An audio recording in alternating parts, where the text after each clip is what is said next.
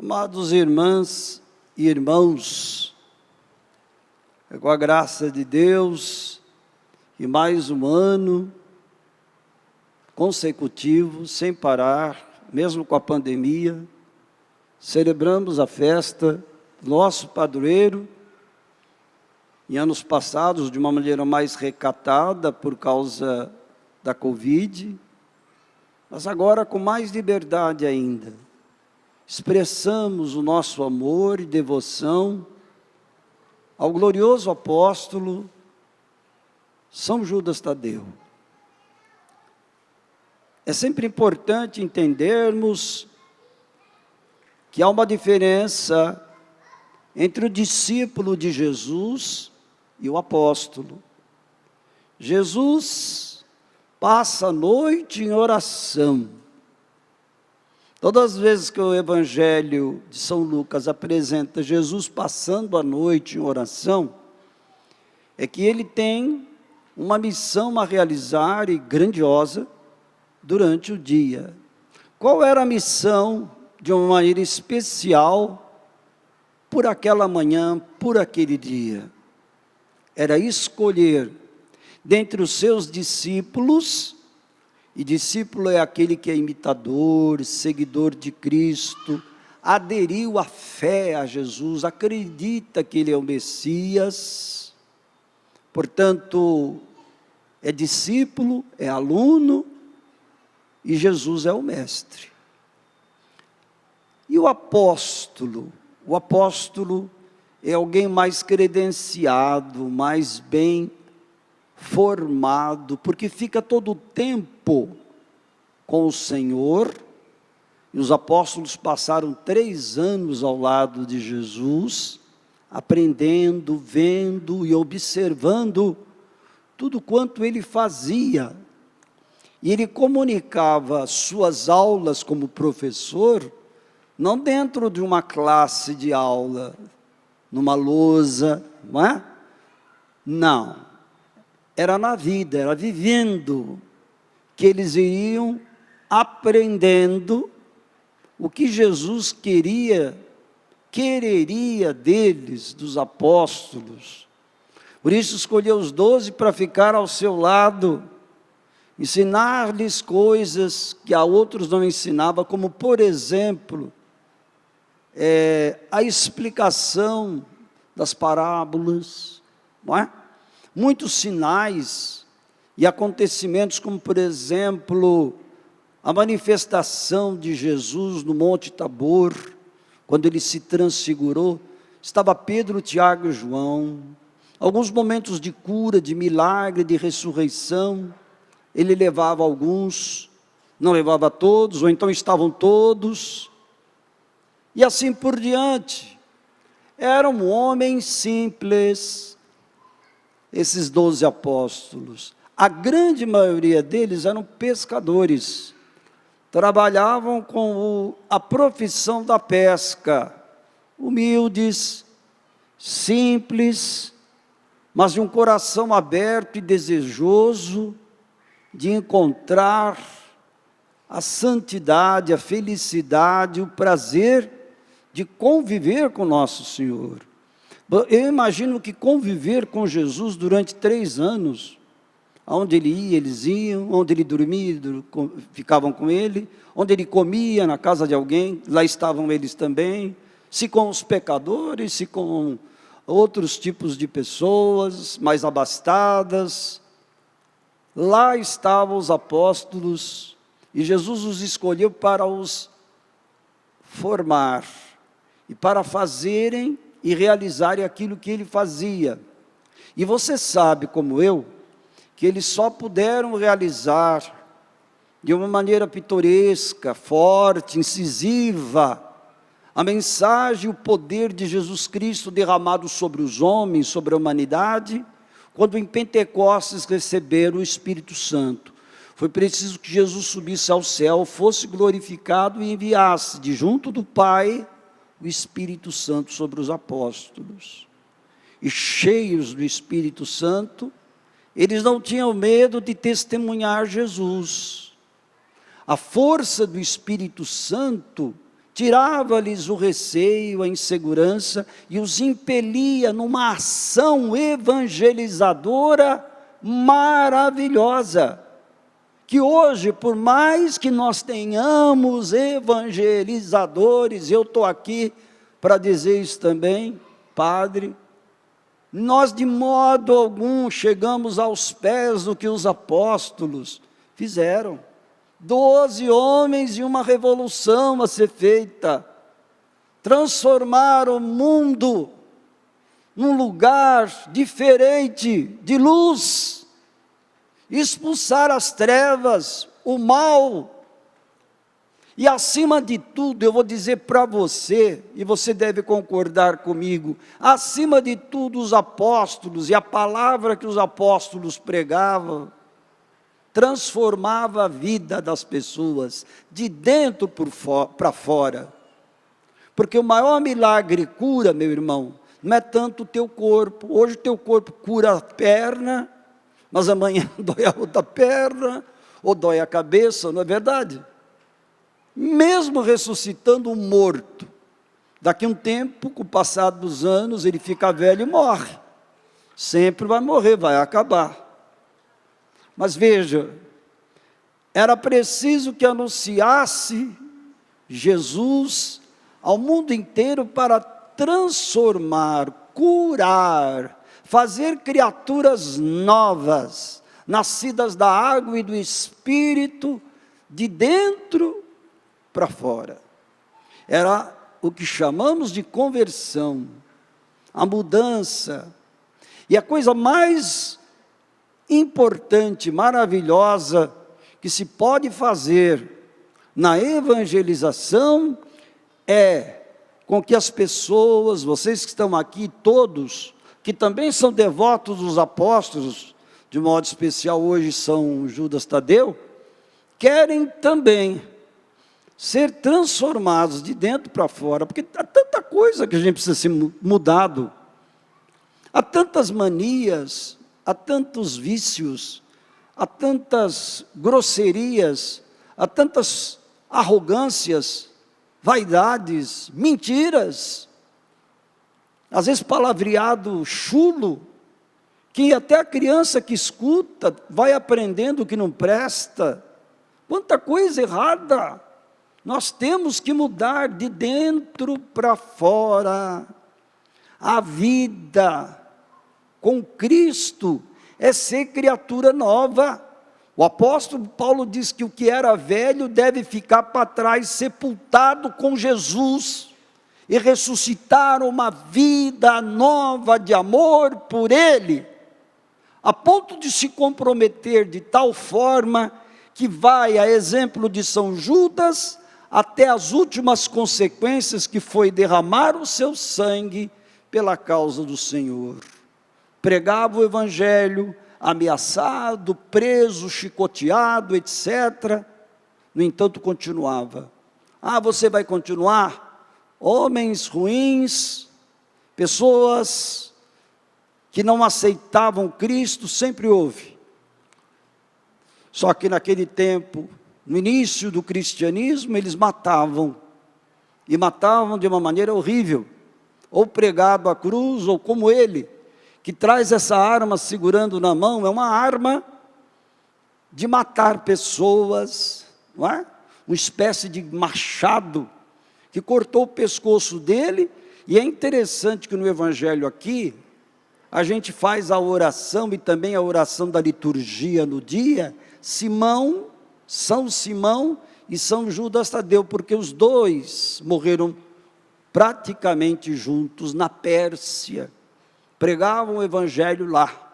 Chegou um determinado momento que o faquir, que alguém que era de autoridade, sei lá o quê, desejou então exterminar, fechar a boca dos profetas, dos servos de Deus, dos apóstolos de Deus, matando-os. Você pensa que o Evangelho morreu? Ao contrário, o sangue dos apóstolos foi semente para o crescimento de outras árvores frondosas, que produziriam grandes frutos, por causa desse testemunho de fé que esses apóstolos deram. Então eles estavam para servir Jesus para o que der e vier. Jesus queria homens, 12, preparados assim, para o que der e vier. Pregar o evangelho, quer a tempo ou fora de tempo. Quer gostem, quer não gostem. Eu vou falar a verdade. Esses dias eu estava vendo o padre Zé Augusto, lá da Canção Nova, falar assim: olha, depois do dia 30 da eleição, vão me matar. Porque ele fala pra caramba, né, as coisas assim, e denuncia mesmo aquilo que ele enxerga como pecado, erro, maldade. E transgressão às coisas do Senhor. Então ele disse isso de maneira bem clara: querem me matar? Pode matar, se matar é bom, aí eu estou mais rápido para o céu. Então, eu estou fazendo a vontade de Deus, do que terei medo? Jesus disse: não temais os homens que matam o corpo e não podem fazer outra coisa a não ser isso. Temei a Deus que pode lançar a alma de vocês no inferno. A alma eterna, o corpo não. Eu tenho a certeza que cortado a cabeça, mortos São Judas, São Simão e os outros apóstolos, foram enterrados, tudo se acabou, era a carne, era o corpo, mas a alma está viva. A alma de São Judas Tadeu foi para o céu, e ele continua intercedendo, chamado do santo de causas impossíveis, e outros tantos santos são também, mas ele, de uma maneira especial, continua pedindo por nós que estamos aqui. Ó Senhor, ajudai com que esses cristãos sejam cristãos de fato a meu exemplo. Eu dei o exemplo, estou aqui, até com a arma que usaram para matar a mim, para mostrar que eu fui valente, guerreiro e vencedor.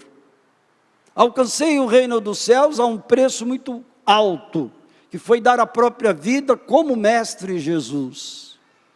Então, quando a gente olha os apóstolos, a gente deve admirar. São as colunas que sustentam a igreja. Aqui não tem coluna, né? Mas tem muita igreja onde eu nasci, fui batizado, minha mãe se casou, tem colunas, igrejas mais antigas, né? Dos anos 50, 40, elas tinham colunas no meio, né? Colunas que sustentavam o templo de pé. Eles eram colunas que sustentam a igreja, uma imaginação que temos, né?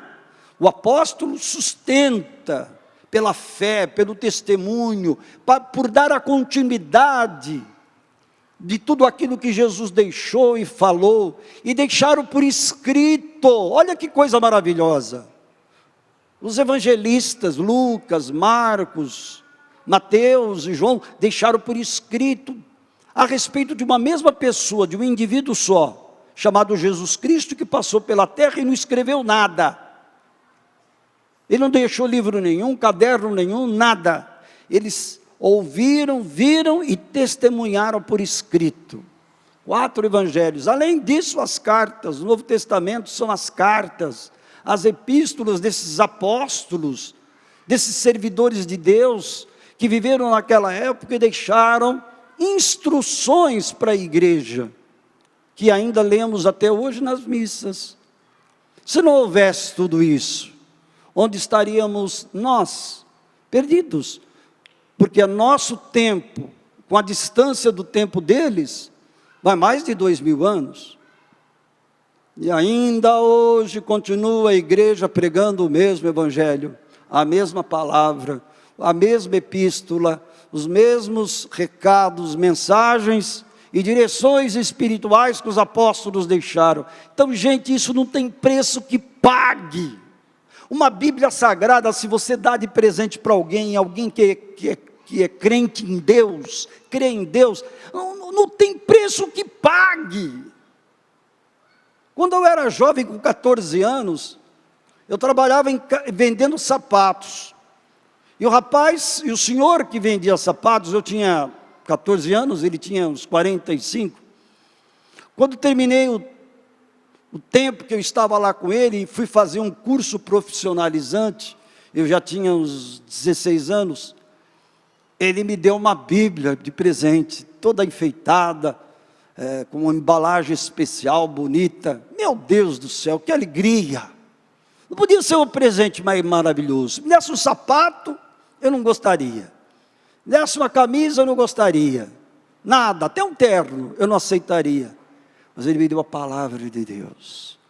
E eu li a palavra de Deus com aquela doçura, com aquele gosto, com aquele prazer, já com os 16 anos. E você sabe que lendo, quando Jesus chama os apóstolos que largam as redes e seguem, Deus falou forte no meu coração, é com você que eu estou falando também, larga a tua rede e vem atrás de mim.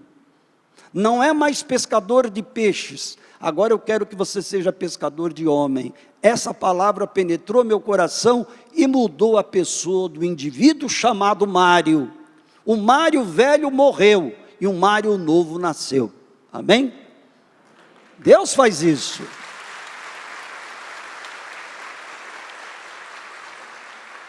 Então a gente tem que agradecer pelos apóstolos, pela palavra de Deus. Nossa, não tem palavra no mundo que agradeça. Se eu agradecer, ficar de joelho dia e noite. Diz que São Tomás de Aquino, que escreveu muita coisa boa, muita doutrina da igreja, que a gente estudou no seminário, estuda ainda serve. Ele era da Idade Média, dos anos 1300, 1400, nem 1400, aí o Brasil nem tinha sido descoberto.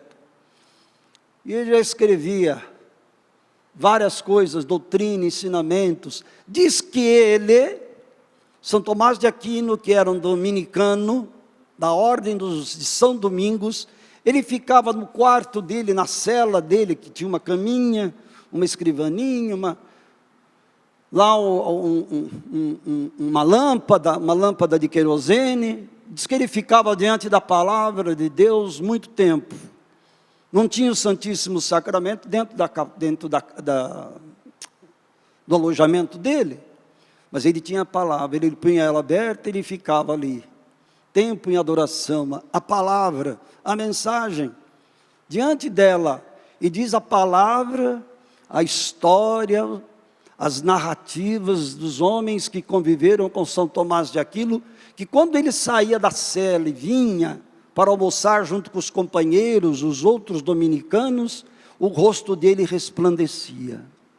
As pessoas não conseguiam encará-lo, porque o rosto dele brilhava. Brilhava por causa do quê? Da palavra de Deus. Parecia Moisés quando subiu ao monte, né? E viu Deus, e recebeu os mandamentos. O rosto dele brilhava tanto que ele precisou colocar um véu, porque os judeus não conseguiam enxergá-lo. Ficavam cegos de tanta luz. Você imagina o que é Deus?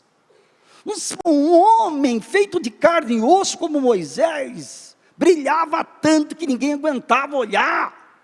Pior que luz de LED, sei lá o quê. Ou aqueles faróis imensos, não sei, aqueles holofotes. Se alguém já foi em aeroporto, já viu, ou em campo de futebol, aqueles holofotes, você não consegue nem encarar. Ou o sol. Sabe o que é isso? Brilhar, brilhar. Você foi chamado para brilhar, sabia isso? Você foi chamado para brilhar. Quando você olha para São Judas Tadeu, fala, eu também quero brilhar como você, o Senhor brilhou para Deus. O Senhor foi uma lâmpada acesa e ainda continua para a nossa comunidade. Ainda é um testemunho verídico, santo e puro. E nós olhamos para ti porque cremos que o Senhor dará conta, dará ajuda, virá em socorro da necessidade dos nossos enfermos, dos nossos doentes, dos nossos necessitados, dos nossos pobres, da nossa nação brasileira. Peçamos a São Judas Tadeu, que é um brilho, que é uma luz, que é uma graça, que é uma dádiva.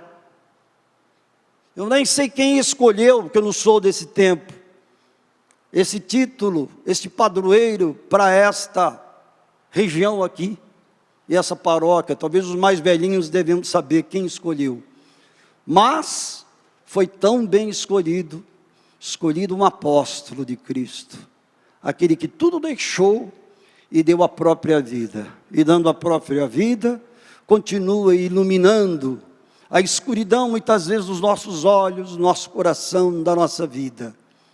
Se Deus fez isso com ele, fará também isso conosco. Basta que sejamos simples e humildes, a exemplo dele, a exemplo de Nossa Senhora, e de todos os outros apóstolos e santos. Amém.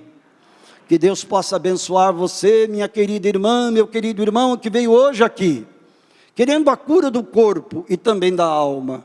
Que Deus possa fazer uma transformação completa, não parcial, uma transformação completa, que abrange mente, corpo, espírito e todo o nosso ser, que possa refletir a luz de Cristo, a presença de Deus e o testemunho dos grandes apóstolos, os grandes e grandes servos de Deus que viveram neste mundo, que ainda hoje ovacionamos, aplaudimos e gritamos viva, porque eles estão vivos mesmo e são um sinal do amor de Deus, da graça de Deus e do poder de Deus, que com o passar do tempo, ao invés de esfriar, se torna cada dia mais quente, poderoso e revigorante.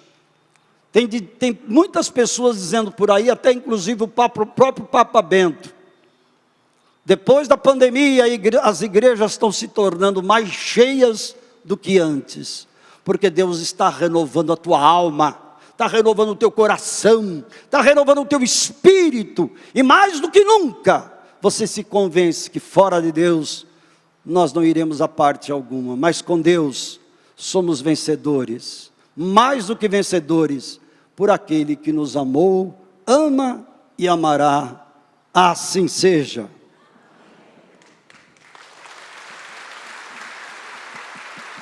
Viva São Judas Tadeu!